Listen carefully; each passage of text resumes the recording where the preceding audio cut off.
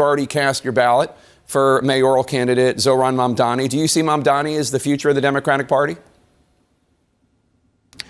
No, I think the future of the Democratic Party is going to fall, as far as we're concerned, relative to the House Democratic Caucus and members who are doing a great work all across the country.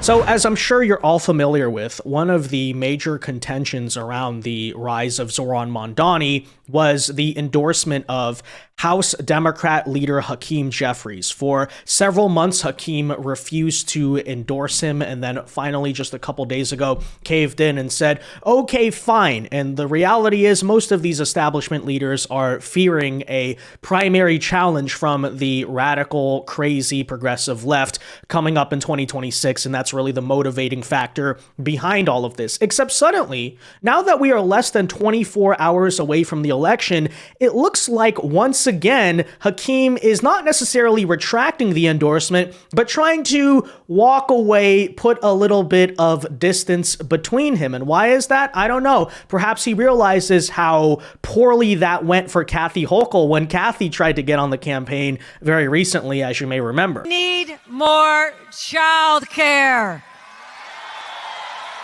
And it has to be universal. Child care for everyone who wants it. So here's what we're going to do.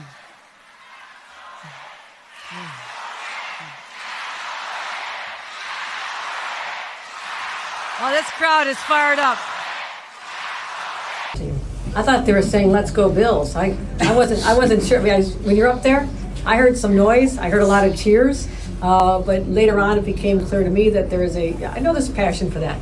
I mean, I went in there as the leader of the Democratic Party, whose job it is to unify behind the Democratic nominee.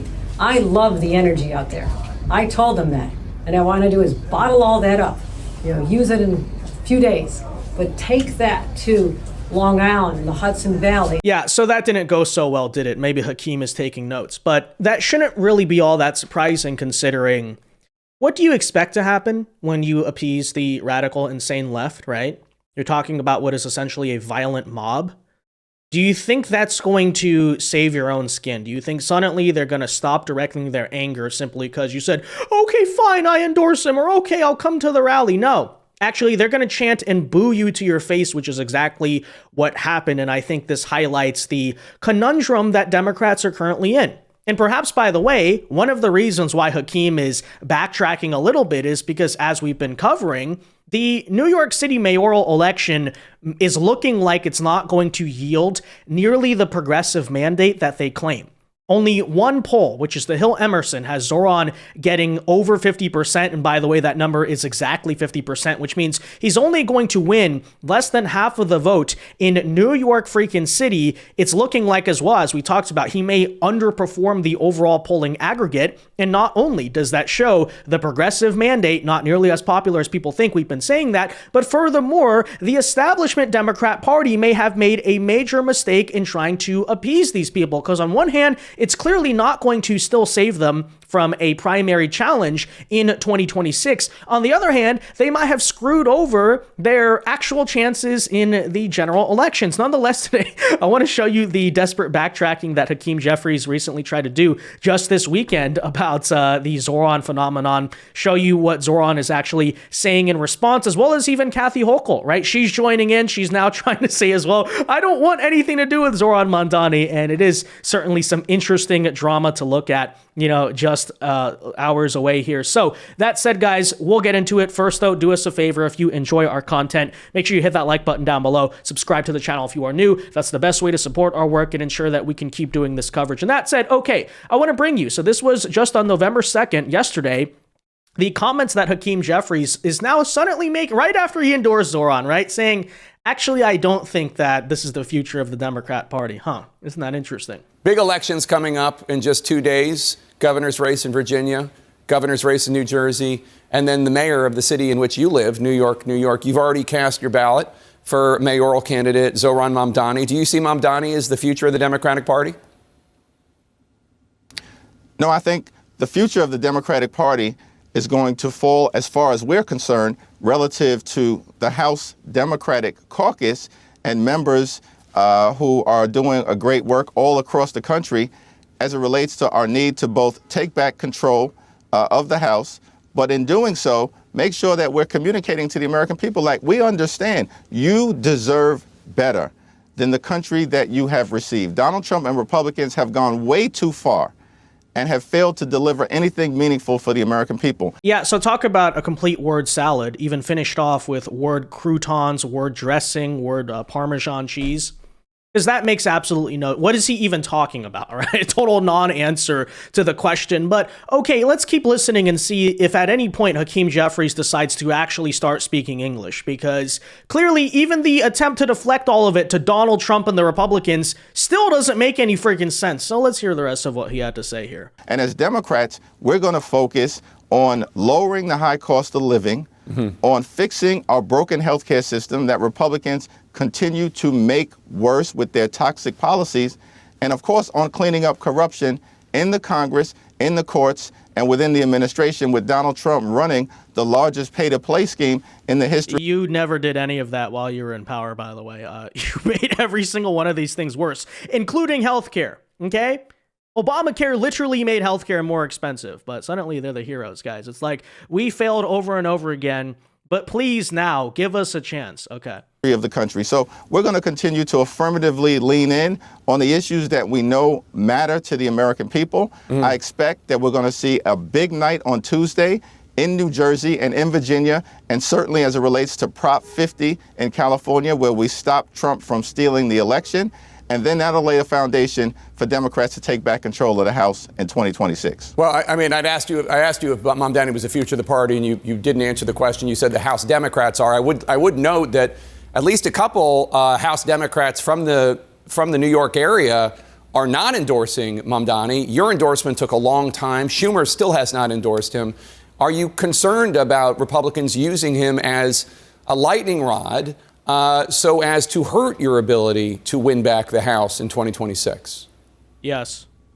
No, the lightning rod in terms of what's going to impact the ability of either side to win control of the House or hold control of the House in 2026 is going to be the failure of Republicans to actually deliver on the promises that they've made and to actively make life worse for everyday Americans. The country knows that we're heading in the wrong direction. We see it repeatedly. The country knows that Republicans have refused to make health care affordable and are actively making it unaffordable, depriving working class Americans of their ability to see a doctor when they need one. And the country knows that Republican policies have been all about the wealthy, the well-off, and the well-connected, and they have not focused on making life better for everyday Americans. We will as House Democrats. Yeah, so in other words, not a single answer to the question besides his opening word, which was no. He does not think that Zohran Mamdani is the future of the Democrat Party. By the way, here was Zohran's response to that very word salad, mumbo-jumbo garbage answer of a question. Hakeem Jeffries was asked this morning if you're the future of the Democratic Party. He said no. Good to know. Do you have a response? No, I'm focused on the next 2 days. Do you think you're the future of the Democratic Party? I don't dare predict the future. That's why I'm out here canvassing to deal with my anxiety to get through the tape of the future of 9 p.m. on Tuesday. Well, I think it's pretty obvious what's going on here, but if I need to spell it out for you, yes, Hakeem Jeffries and the National Democrats, and even the local Democrats, some of them in New York actually, are incredibly terrified that on one hand, yes, these progressives might primary them, but on the other hand, if they go in the progressive direction, then they're at risk, especially of losing general elections, particularly. Talk about the swing districts of the 2026 midterms. All these progressives think they're so popular, but again, if you're struggling to clear 50% in New York City, how exactly do you plan to clear 50% in a swing congressional district or the Senate race of a swing state? It actually does not really make a whole lot of sense. And a similar subject of this divide is Kathy Hochul, who similarly in recent comments is trying to say, oh no, I don't have that much to do. I'm not the biggest supporter of Zohran, because After all, this is something we've highlighted on both Zohran and Kathy, right? On one hand, Kathy's endorsing Zohran, who basically wants to destroy her. I mean, yeah, that seems very smart. That's definitely not a bad decision at all. But similarly, I've been highlighting when it came to things like funding the free buses, the reality is that Zohran is essentially going to be a failed mayor. Do not be surprised if his approval rating looks like Brandon Johnson's by the end of 2026 or 2027. Because when you listen to him, his simple solution to, paying for that, because I always ask, right, how are you going to pay for it? Is that, we're going to raise New York state income tax on the quote unquote wealthy, even though that always translates to raising taxes for everyone. Well, there's just a few problems with that. First and foremost, his new BFF, Kathy Hochul, running for re-election in 2026, is running on the publicly stated platform of no new taxes. So this is going to be a very interesting question. While they're endorsing and sucking up to one another, the truth is Kathy's actually standing in the way of sabotaging Zohran's mayorship that is very likely to be starting here soon. So that said, they recently asked Kathy Hochul also just this weekend, hey, so you endorse Zohran Mamdani.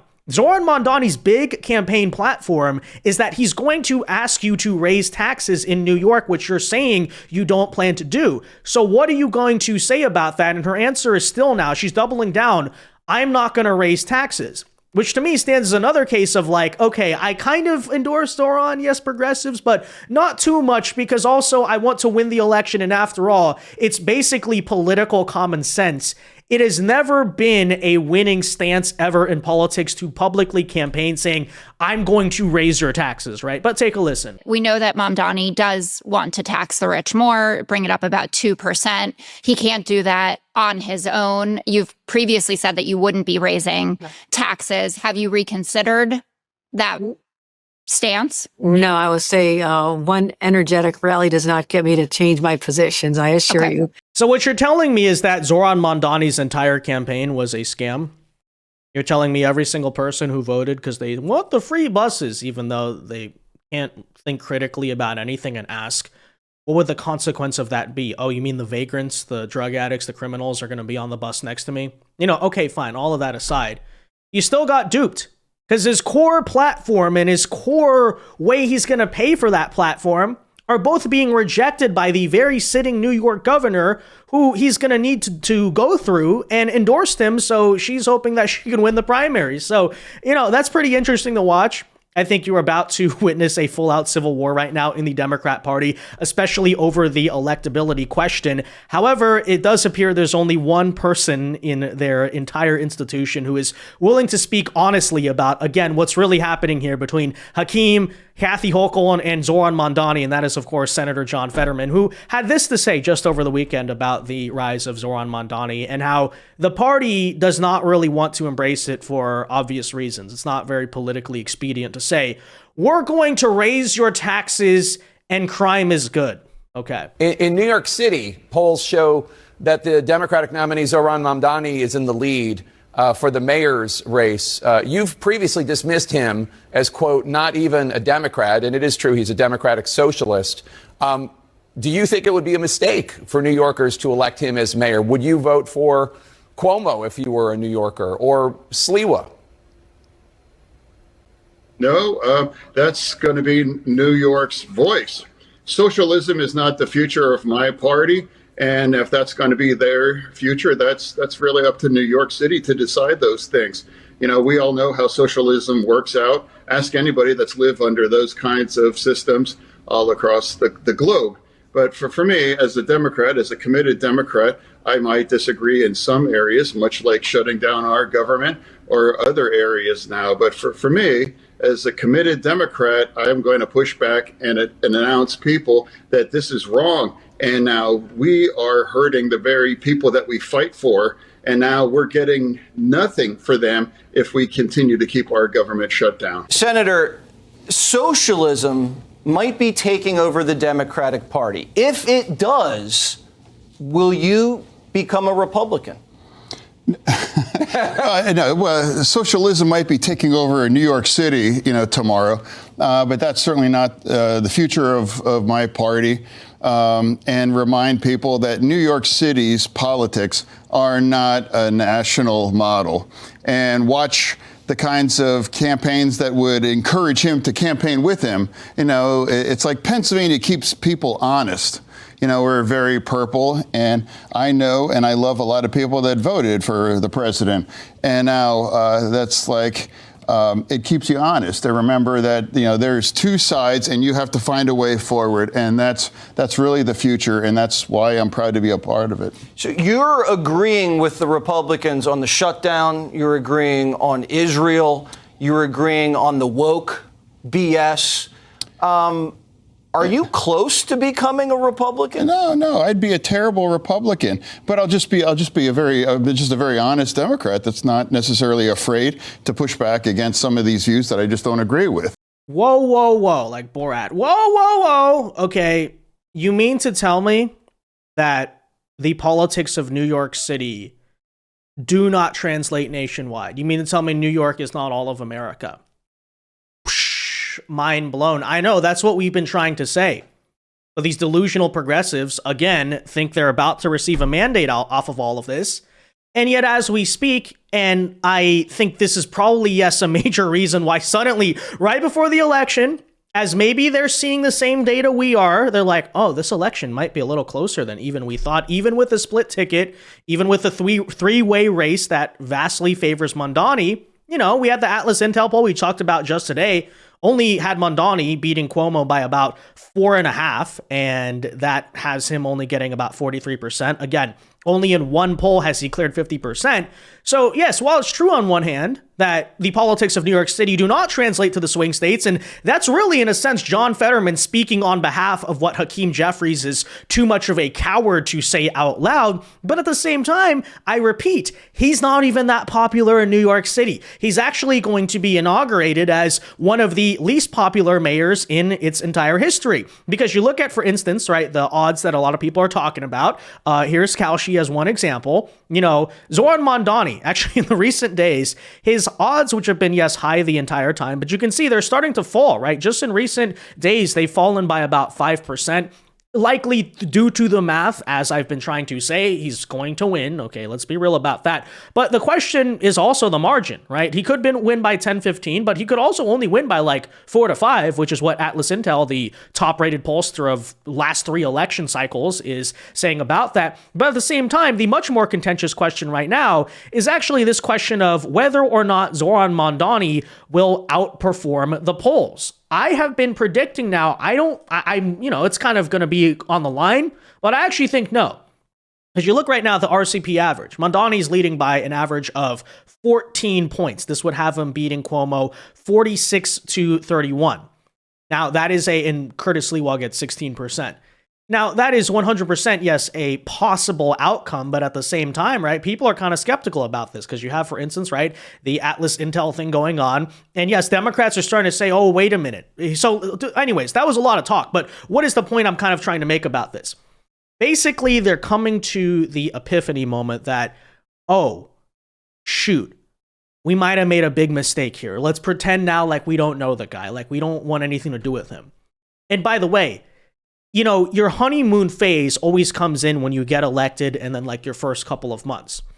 So inevitably, what happens when Zohran Mamdani has to admit as mayor, oh shoot, I can't get anything done of my utopian campaign promises. And then furthermore, I just made the city a lot worse, right? The wealthy people are leaving, so who are we even going to tax to pay for the social programs? My policy of freeing all the criminals from jail is actually causing a bunch of criminals to terrorize people on the streets. And at the point where he becomes Brandon Johnson, I mean, what's going to happen then? I don't know. But essentially, guys, there you have it. Again, you know, little honeymoon period, but all of a sudden now you see these Democrat establishment politicians trying to pretend like they have nothing to do with Zohran. Pretty hysterical to watch. Yeah, good luck tomorrow, buddy. But that said, all right, let me know your thoughts on this in the comment section down below. Again, join us tomorrow live. And until next time, God bless and peace.